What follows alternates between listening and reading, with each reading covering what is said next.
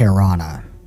This is a world where magic comes alive, where people live alongside mystical creatures with magical powers. These creatures are known to all as Mystimon. Some fear these creatures, but others imprint them and call upon them to fight by their side. Mystimon are found all over this world, but this world is under siege by forces from beyond and within. Ghosts, demons, horrific eldritch terrors from beyond this world, and an evil cult worshipping unknowable and terrible beings. Now, an enigmatic group of investigators sets out to stop these incursions and defend the world from the terrors of the void, as they work to end the machinations of a madman in Mystimon Saga: Hidden Archives.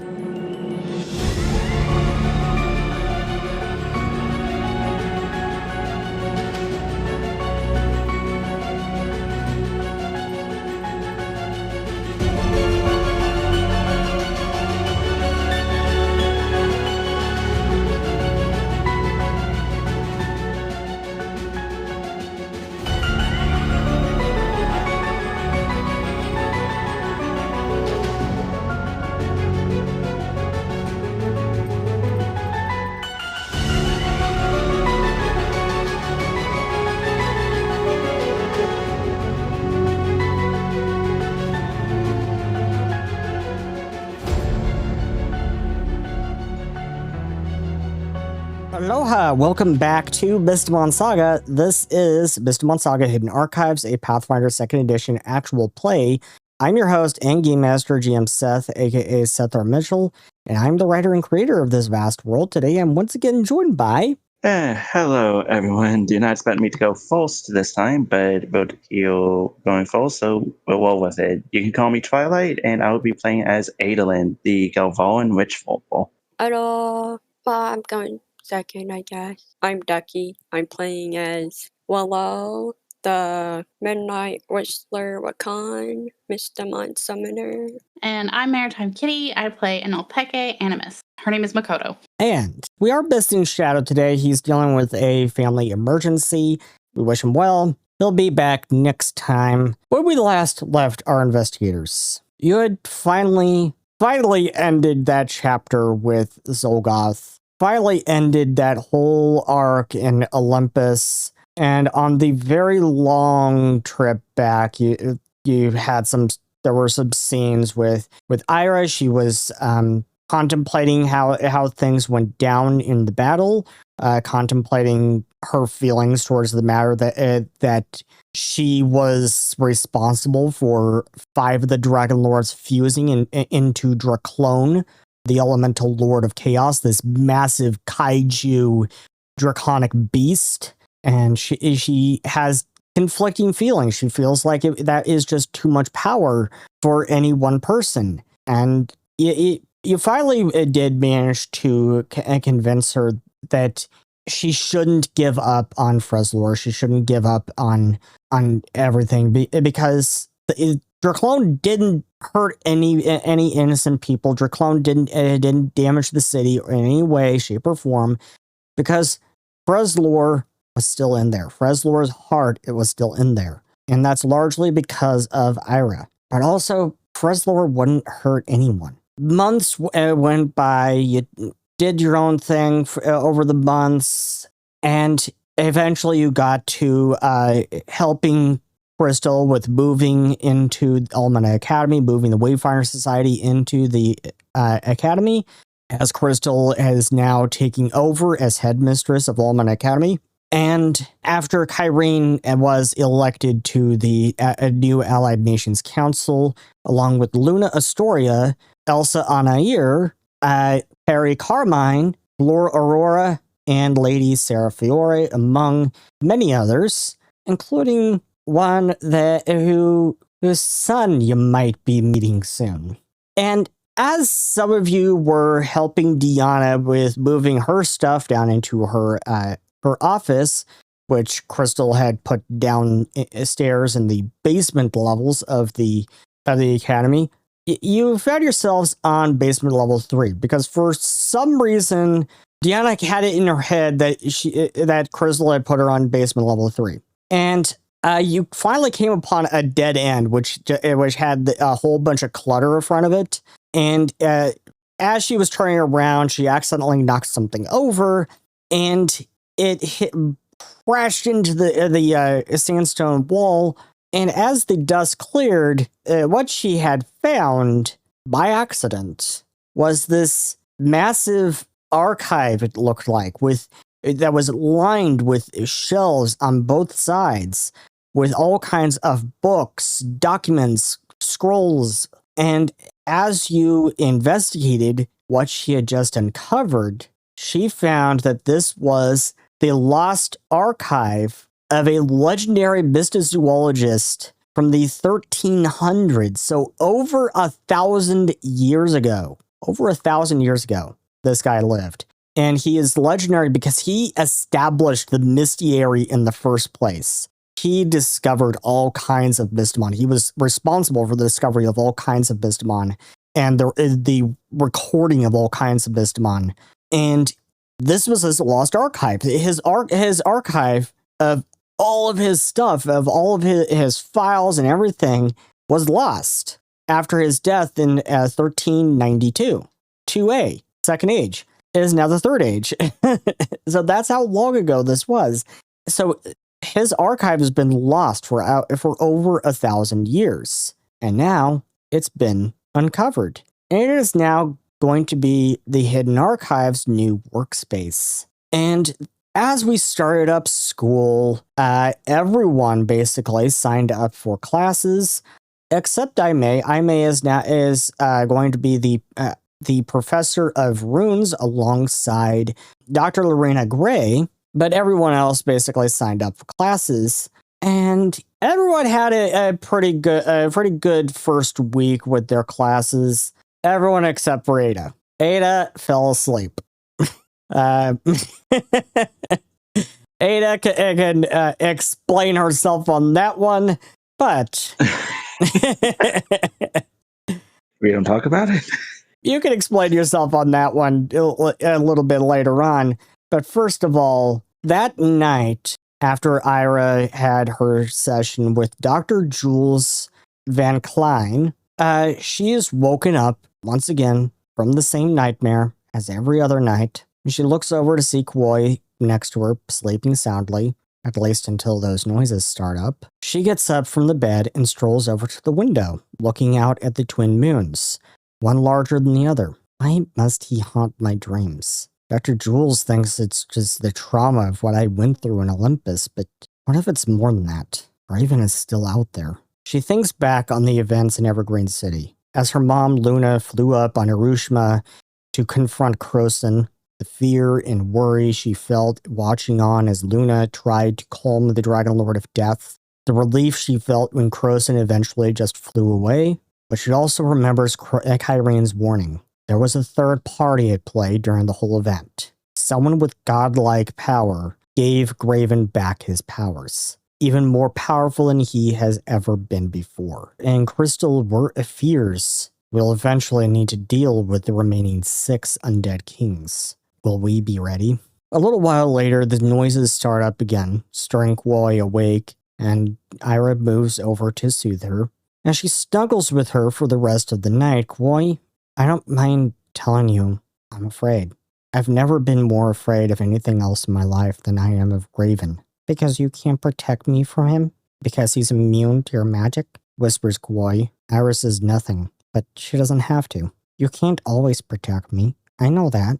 I just wish I knew why he continues to haunt my dreams, says Eira. Because he knows you're afraid. He will feed on that, and he'll use it to get to you. You can't let him.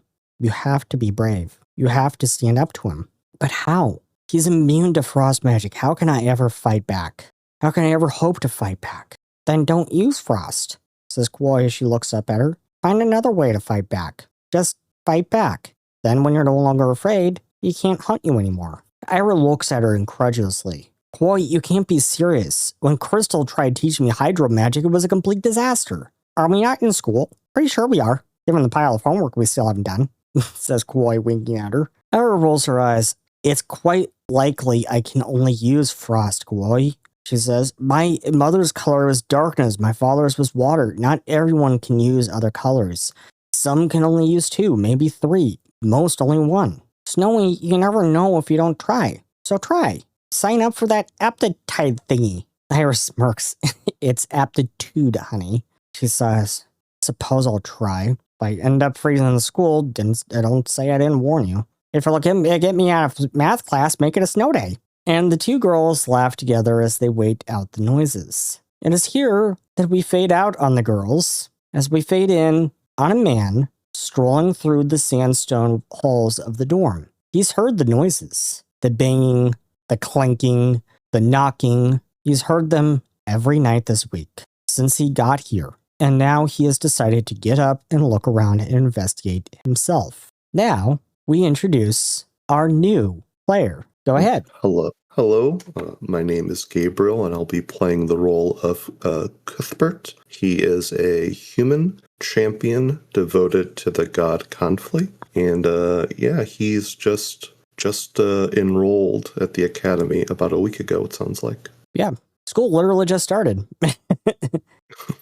So it's pretty late right now, right? It's like, is it the middle of the night, or is it like just when people are going to bed? It's in the middle of the night. It's about around 4 a.m. It's actually around 4:02 a.m. to be exact. Sure. So I imagine Cuthbert is wearing like pajama pants and like a shirt that's 2 sizes too big, and probably his like shower slippers, and just walking down the halls trying to figure out where this noise is coming from, and this feeling he has of it not feeling right. So something feels off, I imagine. Yeah, something does feel off. Make me a perception check. Oh boy. Your first roll of the game. Oh, it probably won't be. It's not something I'm good at, so. 35. So, as you're following the noises, at some point, for whatever reason, it took you to the girls' side of the dorm. And as you walk by one door, Eira is stirred as she hears the creaking of the floorboards beneath your feet. She looks to Kawoi, who is even more scared now. She holds a finger to her mouth, motioning to be quiet, as she slowly and quietly gets up from the bed and starts toward the door. She forms a ball of ice in her hand as she slowly and as quiet as she can opens the door, looks out, and just as she spots you, she flings the ball of ice towards you with a spell attack roll. Let me quickly pull up her sheet. I'm pretty sure she is going to hit me. What a great way to get introduced. First thing you do is get into combat. Yeah. I will say that Cuthbert is unaware, and he's not wearing his armor or his shield. 24. So, that might actually still miss me. Give me a moment. Let me unequip my armor to see what that would reduce. Yeah, because you're not even wearing your armor. Yeah. Let me stow my armor. Oh, I still have a 29 without armor. So it misses you as it goes wildly over your head. I imagine clumsily push myself up against a wall and like look panicked in that direction. I swear I'm not a creep. Just put it away. I know I shouldn't be on this side of the dormitories. I hear a noise. Are you all right? No she ice balls in the face, two please. more balls of ice in both hands. Who are you? What is a man like you doing and creeping about in the girls' dorms? I'm a student from the other side of the dormitories. I keep hearing a noise at night, and I can't sleep. I know this doesn't look very convincing. Make me a diplomacy check. Oh, boy. She says, as she cancels her spells, she says, you best get out of here before I report you to campus security. Okay, that's fair. Thank you. I'll leave. I promise I'll leave in a second, but is there like a pipe in this place that keeps making a thudding noise? I have this Leave. I feel like this dark. Leave. I'm leaving. Thank you, but good night. And yeah, he'll turn to leave, and maybe just get to the end of the hallway, and then go around the corner, and then maybe just wait a little while because he's so curious about this noise. He doesn't want to get in trouble, so he's not going to push his luck too far, but he's gonna wait a little bit to just see if that noise goes away. Eventually, the noise does stop, and the next morning, you're called up to Crystal's office, as Eira has reported you to the headmistress. I imagine his eyes are a little bloodshot because he didn't sleep very long. His hair is more tousled than normal. Yeah. But he arrives there and just kind of waits to be called in. As you get called in, as you get in there, you find Eira sitting in a chair off to the side, her arms crossed, glaring at you as you walk in. Cuthbert, is it? Please take a seat. Ignore Eira. She informs me that you were skulking about in the girls' dorms last night. Do you want to tell me exactly what you were doing there? Unlike Eira, I do wish to listen to both sides. She says, she shoots a look at her. Do you have a good reason why you were there? Well, I mean, that's subjective. I do think skulking is a little bit of a harsh term. I was just, I feel like I was just having a lovely late night stroll, but I wouldn't normally go to the girls' side of the dormitories, after hours, of course. But I kept hearing a noise, like a thudding noise, and maybe something more. Wait. Every night this week. Stop right there. So those noises could be heard from the boys' dormitory as well. Are both the girls and boys' dormitories in the same building? Yes, but I don't see. Says Eira. All right, then now we have corroborating testimony to the strange noises in the dorm. She gets up from her desk. She notices Eira's annoyance. Eira, in my position, I have to listen to both sides. Yes, he should not have been in the girls' dormitory. That is true. But now, apparently, he has been hearing the noises too, even from the boys' side of the building. I want to see the building. Eira, can you go down and get our mutual friends and have them meet us there? I need to see how this building is laid out. Eira sighs angrily. Fine. She says she gets up and leaves the room in a huff. Don't mind her. She's just very protective of her wife. I'm sure when she confronted you, she was more concerned with defending her wife than she was in hurting you at all. Though I wouldn't turn my back on her if I were you. She does tend to hold a grudge, especially when it comes to Koi. She might make you an ice cube. Just to get a litmus test of the demographics, are many of the ladies on the ladies' side of the dormitory all spoken for? I'm just asking for, curiosity. I really wouldn't know. All right, that's fair enough.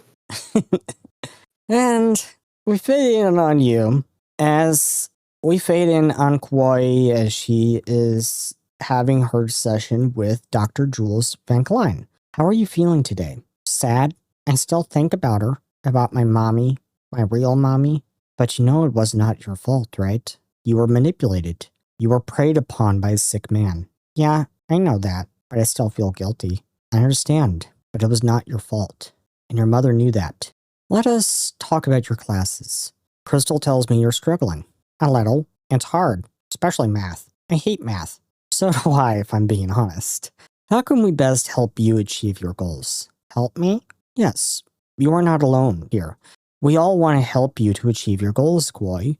How do you think we can do that? Would study groups help, perhaps? Maybe? I don't know. It's all very new to me, but I'll try. Is there something else on your mind? Yeah, I want to help Snowy. She's hurting. She's afraid of the lich thing. But what can I do to make her not be afraid? You just have to be there for her and let her know that she's not alone. Fear's a natural thing, and after what you all went through in Olympus, it's understandable. It sounds terrifying, encountering something like that and not being able to do anything to it. So just be there for her. Let her know she isn't alone. and that you will stand with her if it ever comes after you all again. Her natural inclination is to protect you because she loves you.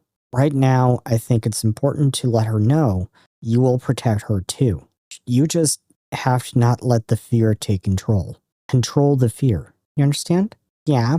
Jules sits back. Oh, look at the time. Time really flies, she says. She starts to get up. No, it doesn't. It doesn't have wings, silly. Jules laughs. I suppose not, but it's a figure of speech. Koi looks confused. Speech as a figure? Jules looks at her straight-faced. You do know Eira told me that you understand more than you let on. I think you know what I mean. And next time we can talk about how you can open up more about yourself and show the real you. Open your petals like your flowers. Koi looks solemn.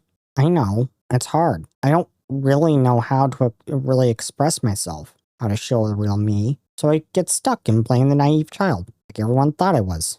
I know. And I want to help you. And as part of that, I am putting together a study group that I want you to join. This will achieve two things. It will help you in your classwork, but it will also help you to express yourself, says Jules as she writes something down on a piece of paper. Just be at the Grand Library at this time. I'll handle the rest. I'll see you there, she says with a smile.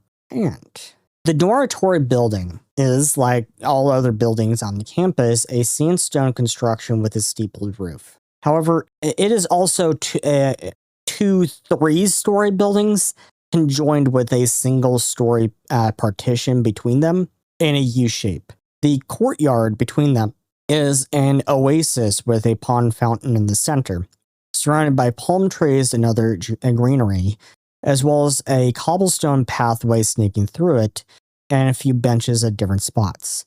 There are a few very small Mystimon that have made their home here. That are harmless and largely docile, such as Peavars, Pillara, butterflies, and Mothlins.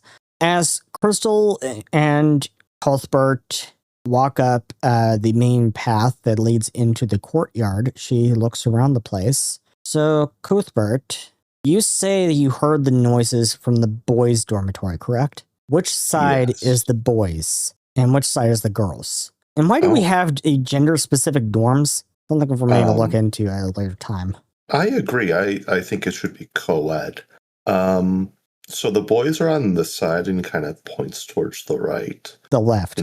They're on the left. The left. Yeah, I'm always told I don't know my right from my left. Yep, but it's on that side over there to the left, and the girls are on the other side. All right. Can you please walk me through exactly how your investigation of the noises there eventually led you to the girls' side? He thinks about it for a moment, and he starts walking her up towards, his room, just outside of it. And I guess a question for you, Mr. GM, did he hear the noises with, like, his ears, or was it like something spiritual or something You psionic? heard the noises with your ears. Okay. You were hearing banging and clanking and knocking. Got it.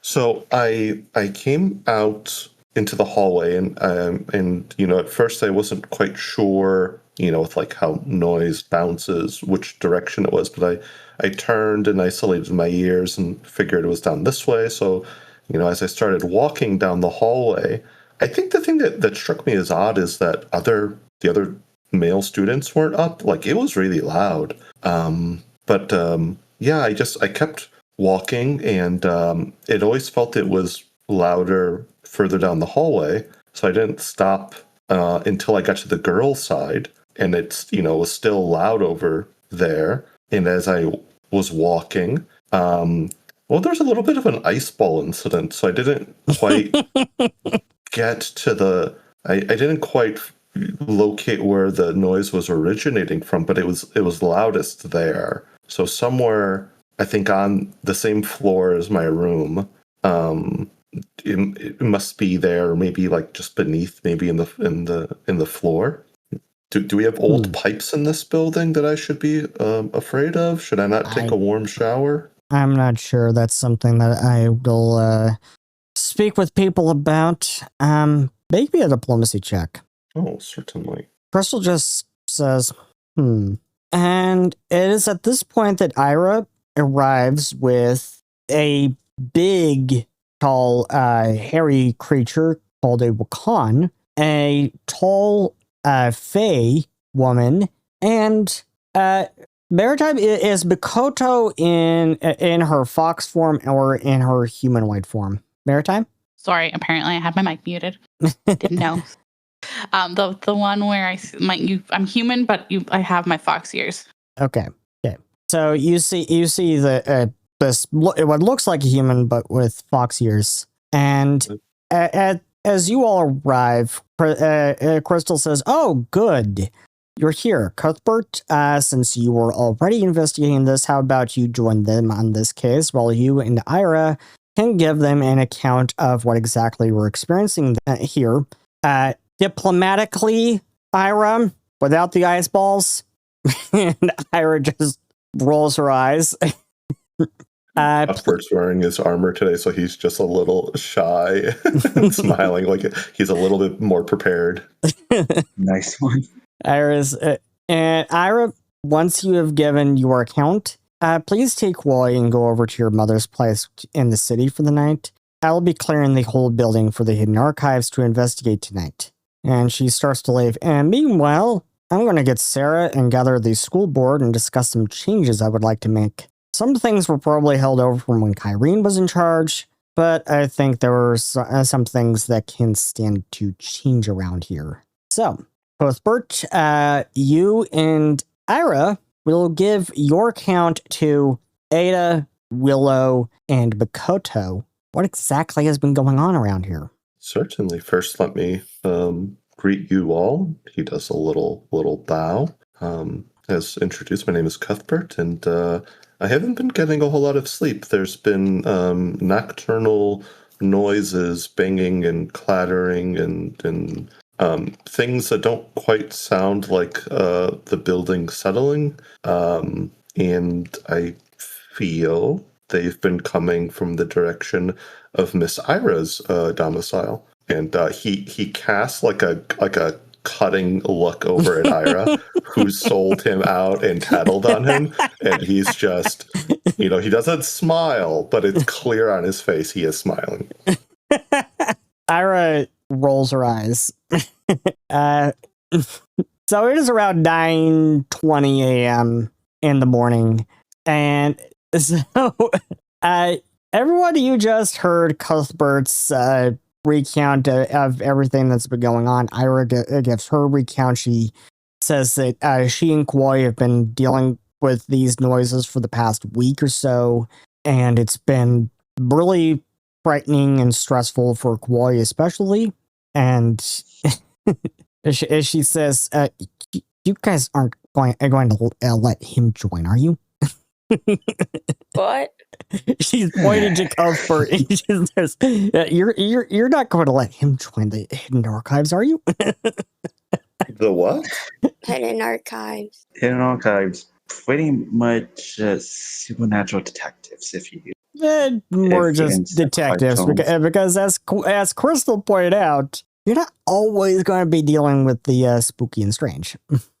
Well, it would And just then, be a in sale. that case, just see us as detectives. Well, Wait, so you're students here, but you're also detectives? I just enrolled a Yes. week ago. Fascinating. Are you a detective? I've detected many things in my life. Well, at least he has a sense of humor. I did, I think, maybe inadvertently bring this to light. It sounded like Miss Eira here was going to just suffer being scared every night. I'm not scared of this. I'm more trying to keep Koi safe. I think that there's probably a logical explanation for this, but I did bring this to the Hidden Archives' attention. Did you? Wait, was Willow there? Yes. I don't know if I think you were. I don't remember. I'm pretty sure I remember a Bigfoot being there. Okay. Did you Didn't not we? paying attention, distracted by butterflies and such? I don't know. I do forget stuff easily. ADHD. I do remember that. I think didn't like MA or Rat basically say that she could like investigate on her own because she wanted to be independent. Was that them? I think. I don't know.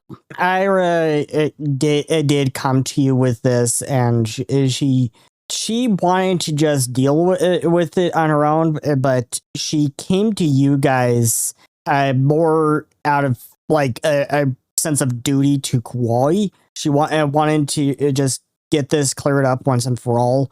She thinks that there is a logical explanation for it. She thinks it's probably just the building settling or star pipes or something like that. She thinks there's a logical explanation for it, but she she knows that Kauai is scared, and so she wanted someone to get to the bottom of what exactly it is once and for all, so that Kauai wouldn't need to be scared anymore. Well, I would suggest to go basically knocking on people's door and asking if they've heard or seen anything. Does that mean I'm like a deputy, or how does this work? I don't know. You're I'd probably say like consultant right now. That's fair. You haven't officially joined yet. Sure. You have to ask Crystal, and she'll give you a badge and whatever. There's a badge. Well, she gives us a show your badges. Yeah. What's it called? A telecom crystal or whatever it's called? Yeah, communication device. Com crystal. Yes, there we go. I almost had it right. Comstone. It's actually just like a white stone that sits in the palm of your hand. Either way, I was still close. I also think we need access to your apartment, Eira, to investigate it properly. Wait, Eira says, Eira? Well, you'll get that anyway, since I'm supposed to be taking Kauai over to my mom's, and the whole Crystal's clearing the whole building.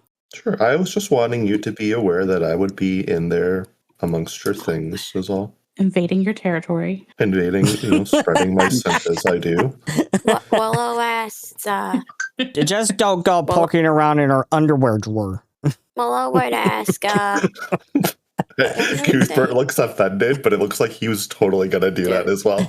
Do you think Crystal would, if everyone is being evacuated, if they're all in one spot, that would be a good time to question people? That makes sense. Eira's not in a good mood today. Is there one entrance to the dormitory, or are there like multiple entrances? 1 second. There's multiple entrances. Drat. Okay. We might want to interview them before they're told about the evacuation then, because they might just leave. Well, we should make sure no one leaves. Like, no one is allowed to leave until we talk to them. That will certainly. Investigation is over. People, when stressed, don't tend to behave very logically, I find. But certainly we can try it. As you're probably shooting a look at Eira. I would volunteer for like investigative duty because if we're like splitting into teams, Willow would suggest that they do the investigation at night, and normal size creatures, I guess, should do talking to peoples. I have a feeling that a big Wakan would not exactly be like the best approach. Yeah, people aren't used to seeing a Wakan in the city because Wakan tend to shun society. They're just not used to it. Well, eventually people will get used to your lovely personality, yes. Willow. Yes, well, Willow is like really good in the dark, so there's that. So I'm sorry. So Willow is a big Wakan, right? Yeah, a Bigfoot. Essentially a Bigfoot. Well, think a Bigfoot. Why don't the group of us question everyone and if it pleases you, Willow, I and Bikoto can do the talking, and maybe by seeing you in our presence, they'll become accustomed to you. That way, People get used to you. Well, like, we'll look down on you, and they'll Okay. say, okay. Oh, I mean, all right. Willow doesn't mean to look down on you. It's just Yeah. they're just Sure, really sure. tall. Yeah, they're 8 It's pretty feet much just tall. we don't mean to look down, but it's kind of the only way Yeah. to see you. They're actually on the Yeah. short side. They're actually Yeah. on the short side because they're 8 feet. Yeah, they're on the short You're side of still probably Macomb. taller than the rest of us. So Oh, yeah. either way, you're looking down at all of us. Ada is like It's- 7 feet or something. Oh, No. Like, Still being looked down at. it's like, oh, someone who's around me. Mikado's around. You haven't put that in there.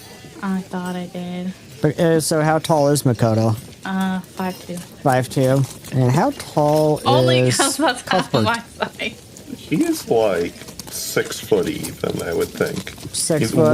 With shoes on, like that cheaty, he's probably 5'11" and a half kind of a thing. I don't know where to put it in on the character sheet though. Well, I just put it in for you. No, thank you. So, yeah. So Willow's 2 feet taller than you. Yeah, it's very clear that Cuthbert's actually not really accustomed to looking up so high. He's probably, like, even though he's acting very natural, it is very much him, like, putting on a kind of an act. He's never seen your kind before. He is a little intimidated, but he's keeping his cool as best he can. Yeah, you're a little more accustomed to seeing Fae and Alapeke is Mikoto's ancestry. and if anything, I managed to find the message that had Ada's height in it. Which was? 8 foot full. So, Willow, you're actually 0.4 inches taller, or shorter than Ada. Shorter. If anything, did not expect Ada to be the tallest, but we can work with that. Should we start knocking on doors? Sure, if that's what you want to do. Yeah. All right, I think we should probably start in the girls' way, just because we're both here, and I imagine they would have more to say. And Cooper's trying to not sound slimy at the moment, but, like, it's still there. I mean, Well, you well, could go well, question all the boys and the girls. No, question no, the I mean, girls. While They're- watching, they will keep Yeah, very you've already been close judged as attention creep. to how Well, only by people act. a very, I think, antisocial, not to cast disparaging remarks on that person, but, they threw an ice ball at me. I think she's still here. If anything, Oh, that was yeah, she's still here. What? She can hear everything you're saying. I turned and, like, waved to her, then turned back to this group. As she starts to form another ice ball in her hands. Oh, Nope. okay, well, Wow. Ira just says, Crystal told me to be civil towards him. For now. Well, if he wants a duel no. later. No one wants to be. No one wants to be thrown out on their intersection. that would be terrible. I go down a little ways, maybe, like, I'm not sure, a couple of dorms over, like dorm rooms, and knock on a door and start the questioning process. Well, it's just gonna crouch, basically. So, everyone, let's see. Everyone make me... I seem to be experiencing a Mandela effect. I could have sworn I remember there being an investigation skill. Yeah. But I think you might be thinking of D&D. I suffer that all the time. Because if anything, the main thing that I keep I kind have of no mixing up Okay, so- Performance. So, like the action. Make me stuff. make me a society check. oh no. Well, so long, guys. It was nice knowing you. Just all of us. Yes, all of you. 22. That sounds about. Oh, So, someone's we- trained in it. 42, nice. I almost had a nat 20 on the possible house. We have Mikoto's rolled, Willow's rolled, Cuthbert's rolled, and Ada's rolled. Yeah, that's all of you. I think, for the moment. No, it's not here for the moment. No one's here that's playing 2 characters. So we have a 16 from Makoto. We have a 22 from Willow. We have a 19 from Cuthbert's. And we have a 42 from Ada. This is what is called a fail forward check. Everyone succeeds. It's just, this is how long it takes you to go through door to door and get everyone's account on what they've been hearing. Ada has basically gotten through basically the entire girls' side of the dorm. I would imagine before The one's aimless wandering walks. Before anyone else. Yeah, but for once, aimless wandering work. You're not on the leash today. Oh, God, please. Does that mean that we also have to explain that joke? We can explain that joke when Shadow's here. Anyways. That sounded like a sex joke. Anyways. Makoto, Willow, and Cuthbert, you take a bit longer on the boys' side. Ada just gets right on through very quickly. So by the time everyone else is done, Ada, you've been down just enjoying the Oasis courtyard, and it is now past noon. It's now about lunchtime, and what you have learned is that some people have heard the noises. There are a few people who just sleep through the night and they have no idea what the hell you're talking about. Some people have heard it. They just think it's like the building settling. They don't really think it's a paranormal or anything. Some report actually hearing voices, which is something, Cuthbert, you have not experienced. Neither has Eira. But those people who say they've been hearing voices, they think they literally think it's other people talking in like the other room or something, the next room over or something. They don't really think much of it. So you get really a variety of answers. Some think it's paranormal. Most think it's really nothing. Right. So that is what you're dealing with here. Hey, please describe to me how the heck you got done going through the girls' dormitory so freaking fast. Admittedly, putting it simply, I have no fucking idea. I don't have any idea either. So, it's now about lunchtime. It's probably time for you all to just go get your lunch, go have your meal, and figure out what you're going to do for the rest of the day, because your investigation will be starting at night. What are you all going to do for the rest of the day? As Eira is getting coy, they're going through their classes and everything, and then Eira and Guoy are going to be packing a go bag and heading over to Ira's mom's. Do I have classes today? Let's see. Do you have classes today? Yes, you do. Yes, you do. I believe so. It is the 14th of Conflict. Let me double check. Suddenly, Willow remembers they have classes. It is the 14th of Endora. It is Sola Day. Nobody has classes, actually. Oh. So what Eira and Ikoi have been doing all day is they've been studying at the Grand Library. Boy's been really struggling, so Eira's trying to help her. So what have you all been doing? Seeing if these new individuals I've met want to go get lunch. Yeah. Maybe go get lunch in the city. Yeah. And I was about to say, now that I think about it, that would be a really funny kind of motivator for why Ada managed to do the kind of refund so fast, because she was just focused on lunch.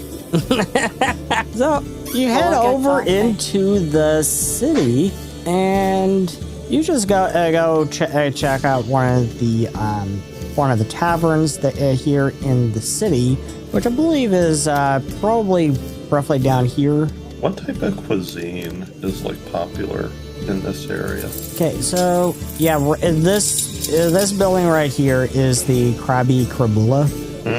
So Tall Road is literally like a melting pot city. There are people from all over the world here, and as there are people from all over the world here, you can actually find cuisine from all over the world. So it is even really easy to find Vicaran raisin honey mead. And do not ask me to describe how that tastes. Probably very sweet. Like honey. No, That was a good question. I'd be like a carnivore or like a herbivore. So the Krabby Korbula has a lot of seafood. I would think that. Seafood. Did you hear her question? It is Oh her yeah, I'm raised. wondering like what do Racons eat? I guess. Yeah, are they carnivores? Omnivores? They are omnivores. They are omnivores. They'll eat anything. Okay. Cuthbert's going to offer to pay for everybody because, he's new and he's trying to get to know them. Yeah. But he is going to keep an eye out. Is there like a quatrition? I hope I pronounced that right. Like a place that maybe has like really spicy food? Spicy food. You Let's just see Willow like look at you and then just say, I know we haven't known each other long, but this place here. How did you come across so much money? So this place here in the housing district is called the Blazing Blinks, and they do have a lot of spicy stuff. I will. Are you sure you want to pay for everyone? He extends that syllable as he looks over these really tall companions, and it's clear that he hasn't thought this fully through. But he finishes the sentence no, I think it's appropriate when first meeting another to give them a kindness, and then one day they'll give you a kindness in turn. Maybe it'll be a later lunch, but we'll see. Like, oh, I like this guy. It's like, you have manners. Don't say that too loudly. I have a reputation I'm cultivating on the contrary. But no, I guess, I have some disposable income. And, what else is it really worth other than drinking food, right? Okay, so you have the Blazing Blanks you can go ahead to. You have the Krabby Korbula. There's the Yappy Yagla. There's the Dragon's Folly or Opera. I don't know why you opened that. Hey, why? Could go for a nice salad and sandwich. Whichever one has seems like they're good at those things. Probably the Krabby one, maybe. Krabby Korbula. Yeah, they got some seafood salad. Well, it just looks like intrigued when they hear seafood. Like, what's that? Like seafood. Food from the sea. Is it good? Oh, it can be delicious. Here, let's all go in here and we'll have some fish sandwiches and some salads and fish. some. I like fish. Yeah, maybe they have some fried crab, which is sometimes good. And I'll let everybody order. Then I'll pick up the tab, which I'll do without looking at it. But I really do look at it when no one's looking. Just chuck a large amount of money there. Keep the change. Yep, exactly. All right. So where are you all from? Here, there. I was kind of everywhere. I was in the Primal Woods for a really long time, so I lived there for a while. You must have had an amazing journey to get from there to here. It was adventurous. Yes, I should say so. I was sitting down on a boat the whole time because I was afraid that I would fall and well, it's just trying is just trying to like basically not say that they get like seasickness. And what about you, Ada? Admittedly, out of Kyoto, I didn't entirely plan this though. So, I apologize. I'm throwing you guys curveballs. It's fine. You're trying to get to know people. Just be like me and Make it up. improv. Yeah, make it up, improv. Winging it. God. Doesn't Ada wing everything? Way damn much, but at the moment I can't really think one up on the spot, and I accidentally knocked my headset a bit. We can say that something is shared, and later on we can fill it in. Yeah, that could probably work. Yeah, Ada gives this whole story and everything, and It's remarkable. it probably takes like an hour or so because Ada keeps tripping over her words and. I can definitely see that happening. and getting lost on one train of thought. And go on and on and on about one thing, but and then forget. Oh, what were we talking about? I know that you had such a lively life. Like, I was about to just out of Kyoto, Seth, you have basically described my typical mindset within like a minute. Yeah, for how long I've known you, about a year or so now. It's pretty easy to pin down there. And Makoto, Postbird eventually turns to Makoto. Oh yeah, definitely. This lovely lady, this lovely shrine maiden with fox ears. Where do you come from? I'm from the Quatra Islands. You're from Kaili. I was trying to pronounce it. I'm just like, I'm gonna butcher this so badly. Quadracan Islands. Oh. Cuthbert tries to say something in Quatracan, but he's kind of forgotten the language because I didn't have enough points to get the language. But his dad's Quatracan, so he tries to say something. It's probably clear that he hasn't spoken it since he was like a kid. Nice attempt. Well, I was hoping for better, but that's what it is. How did you land here? It's a long ways.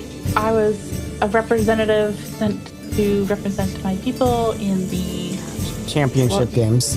Yes, the championship. I was going to say the Olympian Games, but I was like, I don't think that's what it was. No. The championship games, and I was being drawn to the forest, and then one of these detectives Crazy stopped me people. before I could get before I could get in trouble, and I decided to tag along to help them solve the mysteries of what was going on during the championship.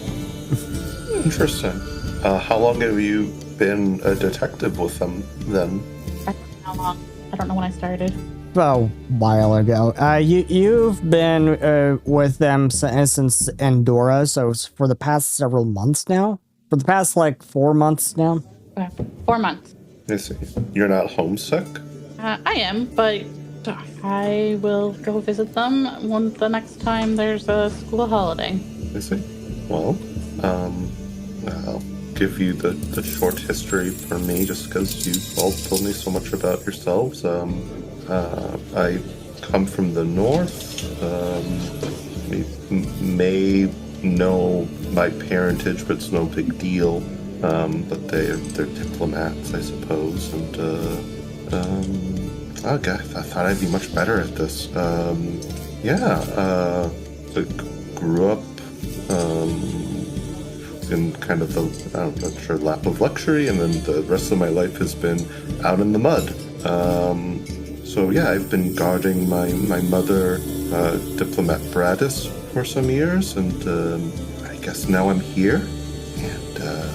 And when you're about to tell a tale, you think it's going to be this epic, recounting of all these adventures, and then you kind of just say, like, I'm this person's kid, and that's it, and it's a lot less, it's pretty underwhelming, I suppose. I know, why? Yeah, I should maybe be better as my own spokesperson. You are the son.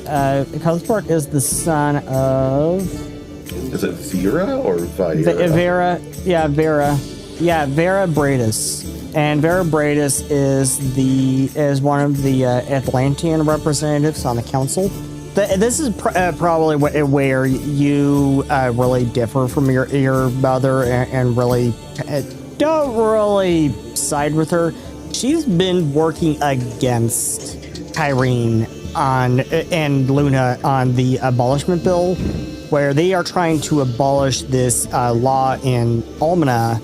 It's really more of we are making it law worldwide that same-sex marriage and same-sex relationships are allowed. But there's been this taboo and law in Almana for a very long time that same-sex marriages are basically illegal and same-sex relationships are looked down upon and also illegal. Yeah, Cuthbert wouldn't agree with his parents on that at all. Yeah, Irene and Luna have been trying to work on passing the abolishment bill to abolish this law. It will just make it worldwide that these things are same-sex relationships are legal worldwide. Luna's been dealing with a lot of pushback from the nobles of Almana on this. As you can imagine, the nobles tend to be traditionalists. I think based off the fact that we met Eira, and Eira has a wife, I'll just quickly add in, and I wouldn't, I suppose just because we're in a large city that's much more cosmopolitan, I don't particularly subscribe to all of my parents' politics. I am an ardent follower of conflict, and whatever makes someone happy, I think, is a beautiful thing, as long as they don't seek the harm of others and their own happiness. That's just, of course, psychosis. Yeah. Well, do you have any questions for me, or we could get some food to go? No questions on my end. If anything, you seem relatively, what was the word that people use? Just relaxed? Yep. Oh, something along those lines. Save the stress for when it's needed, I suppose. Someone very smart told me that. Like no true words to live by. All right. Probably get some food on to take back with us, and stop off at the market and get some fruit to have as a snack. No. Yeah. Alrighty. So you have a stroll through the market district as well, and you get whatever you want to get there, and it'll probably spend all our money. If there was something that she was going to spend big on, it's probably spicy food. You need some anti-reflex pills? Yeah, you find some of that in the market district. Nice. Some of that stuff, a little bit comes from the Cortica Islands, actually. It is a little bit a part of the Quartican cuisine. A large amount of it actually comes from Highwind. The Vikaran love their spicy food. The Vikaran love their hot food, probably because they live in a very cold climate. Makoto is excited to see some of her natural dishes, ethnic dishes in the market. Yeah, you do find some of that there. Anyways, so you eventually head back to the campus district, and during your stroll through Kalroon, you did hear that Luna and Kyrene, you did hear a lot of passing rumors, a lot of passing gossip that Luna and Astoria have forced the vote on the abolishment bill, and there's a lot of talk about it. There's a lot of talk about it throughout the city. As you get back to the academy, you actually find Crystal in the foyer of the main academy building in the middle of an argument with who looks like a reporter, a woman for whom you only hear her name is Lois. And Lois pushes Crystal not physically, but pushes her like verbally, asking, don't you think that people have a right to know about all the horrible things your uncle did? And Crystal responds emphatically, no. You know, how about instead of focusing only on the actions of a clearly mentally deranged man who needed help, you focus your attention on the victims? Why don't we read about their lives, about who they were and the kinds of lives that they led before a senseless man decided to end them? Don't you think they have a right to be remembered not as the victims of a madman, but as the people they were? I will not continue to feed this sick obsession with a mentally ill man and refuse to give you any juicy details for your stories. You can get those elsewhere. Now get the undergrave off my campus before I have campus security throw you out. Now. Agreed. When she sees you standing there as the woman reluctantly leaves just as campus security arrives, she approaches you. I'm sorry you had to see all that. I have been getting hounded by all these papers from all over the world wanting juicy tidbits for their stories about Zolgoth. I've had a mentally ill man. Frankly, I'm getting tired of seeing all of this glorification of the serial killer he was and his actions, but not one word ever printed about his victims.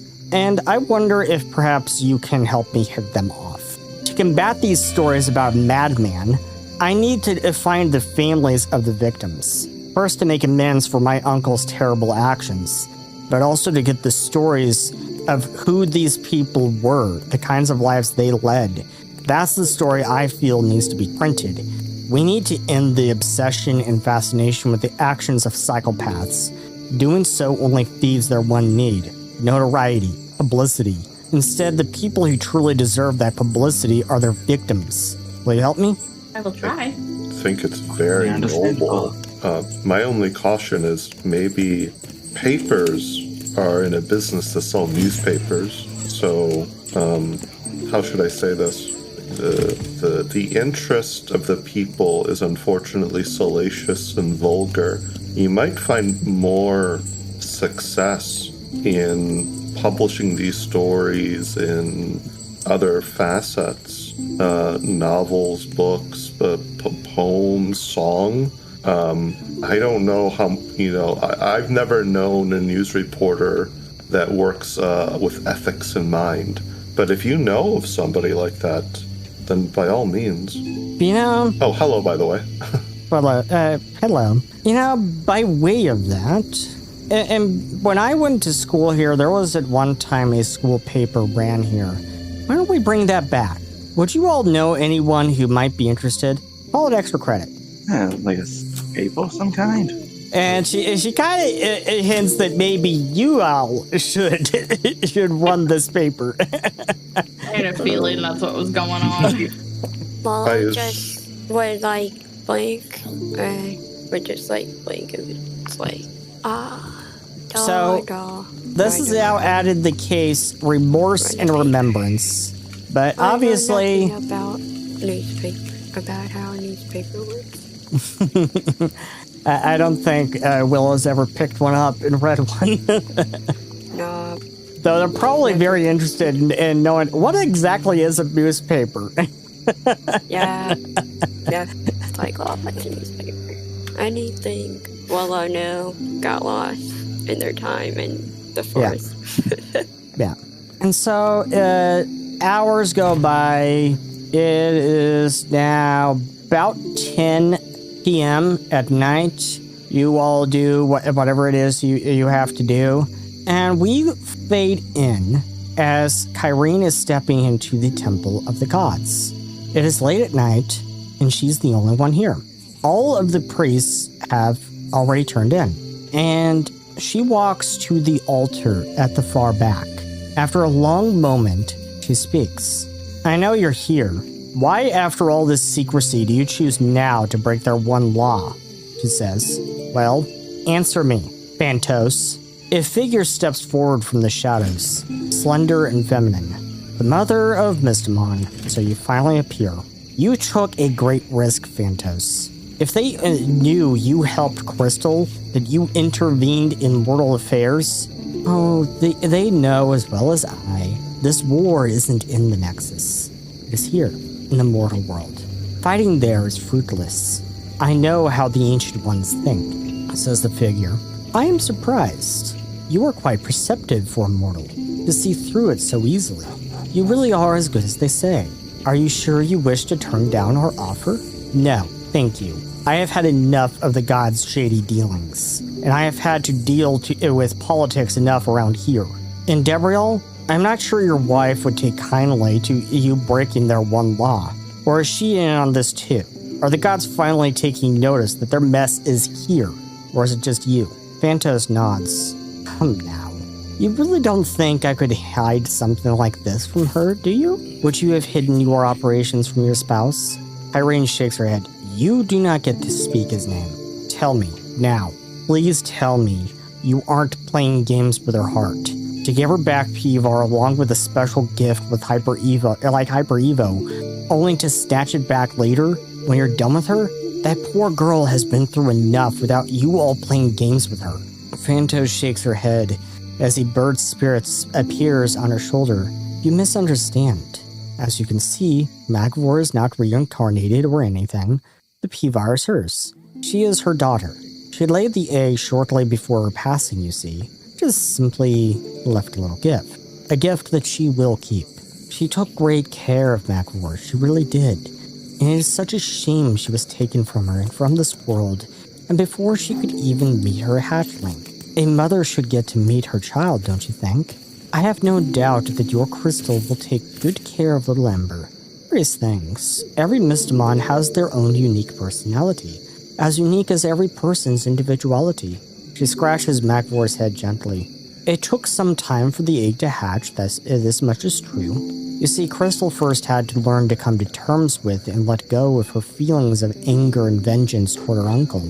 But in so doing, she learned to see her enemy as he truly was. A poor, misguided soul, led astray by others. Crystal is a remarkable human, and those she has gathered equally remarkable. I look forward to seeing what they do in the coming battles. Phantos turns to go. Be safe now. The war of the cosmos is upon us. I cannot promise Terrana will escape the consequences of the battle being waged in the sacred nexus now.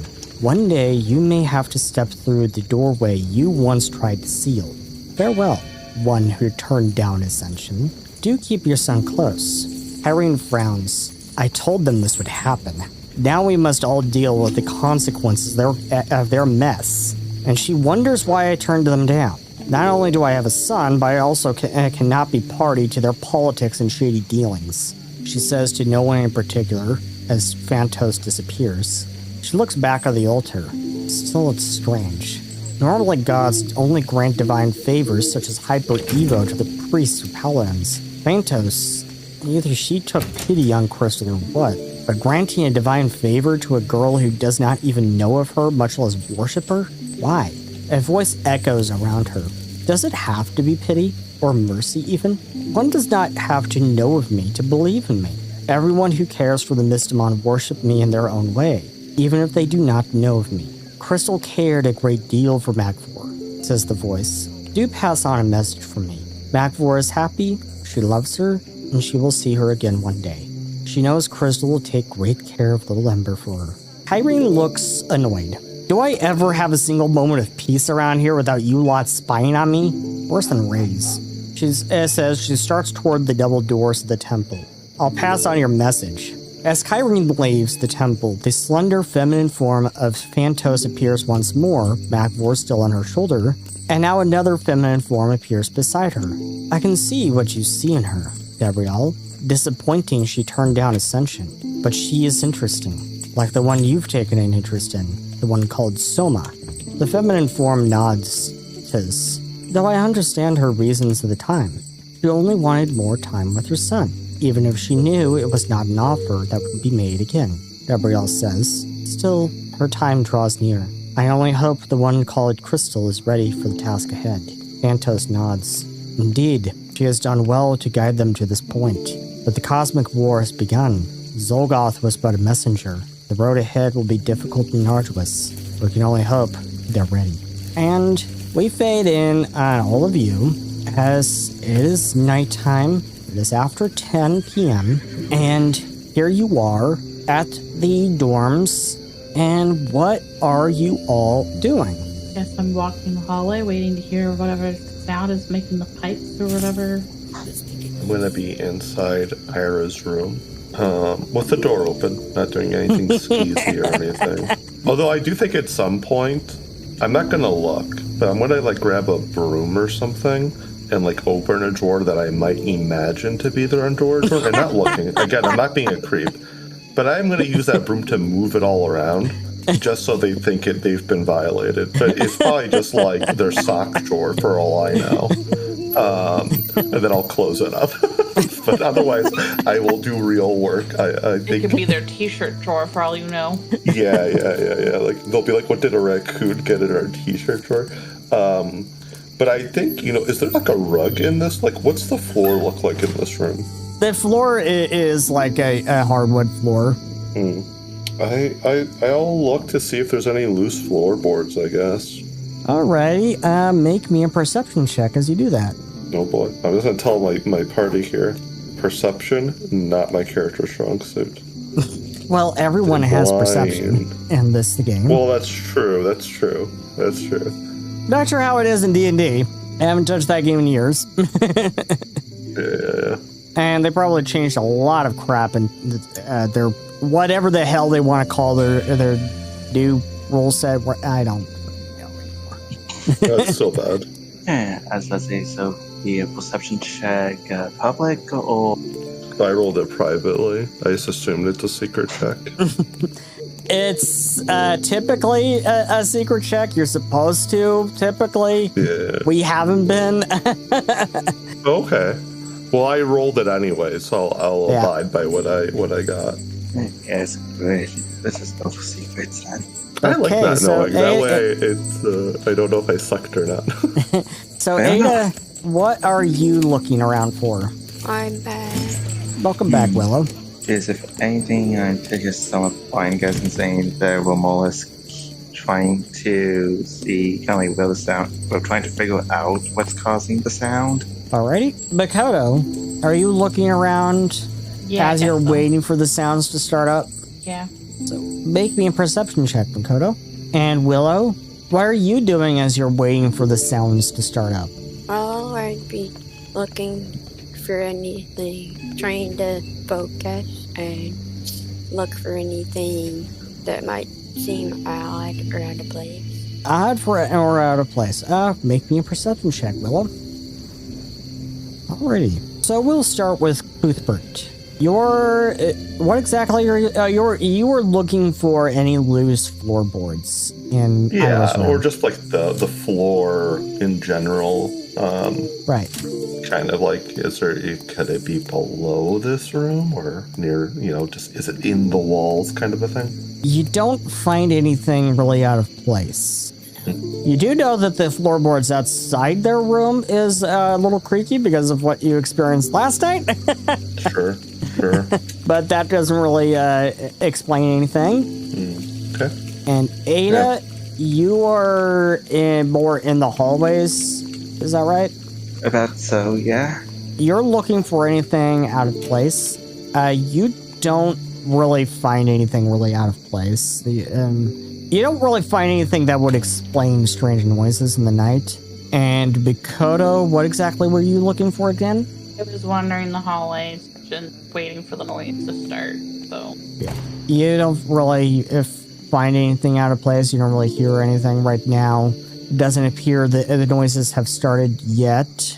And Willow, you're wandering around doing the same. What exactly are you doing, Willow? Well, I was mostly looking to see if there's any sign that someone's been there, or mostly.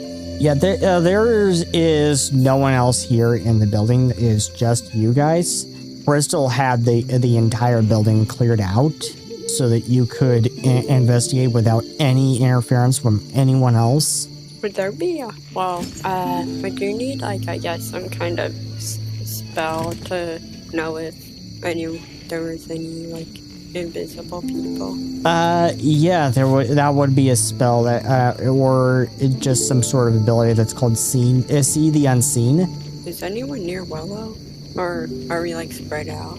as I imagine, and I think you're all pretty spread out. Ada, which part of the dorms are you in? I know Cuthbert is in specifically Eira and Goy's room in the girls' side. Which side are you in, Ada? I was about to say, like, what sides are there to the... There's the boys' side, and there's the girls' side. So the building is laid out in a U shape.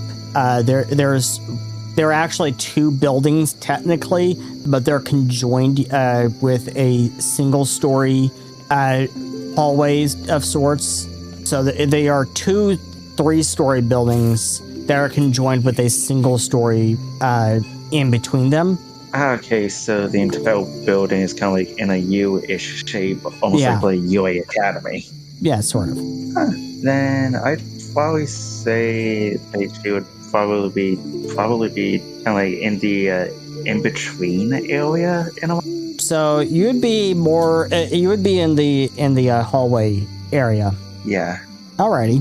Well, let's go. So Willow, where are you exactly in the building? Willow's in a hallway, I guess. You're in the hallway with along with Ada and Makoto. I guess, yeah. They're basically in like a hallway where they're dorms. So are you in the boys' side or the girls' side? The girls' side? Girls' side. And Makoto? Probably the boys' side since no one else is covering that area. I was going to say the girls' side because that's where apparently the sound most likely is the strongest because it could be on the boys' side. Travel from the boys' side to the girls' side. It's like, okay. No one's covering that. Willow could be there. Okay, so Willow's in the boys' side, Makoto's in the girls' side. Ada is in the middle hallway area, and Cuthbert is specifically in Eira and Goy's room. Hopefully not doing anything untowards. Living the party up. Yeah, but you know, to like each door and checking to see if. Yeah. There is no one else here.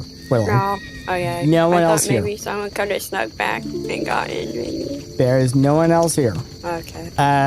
No one is stupid enough to disobey Crystal's direct order. A lot of rule followers here. Not exactly.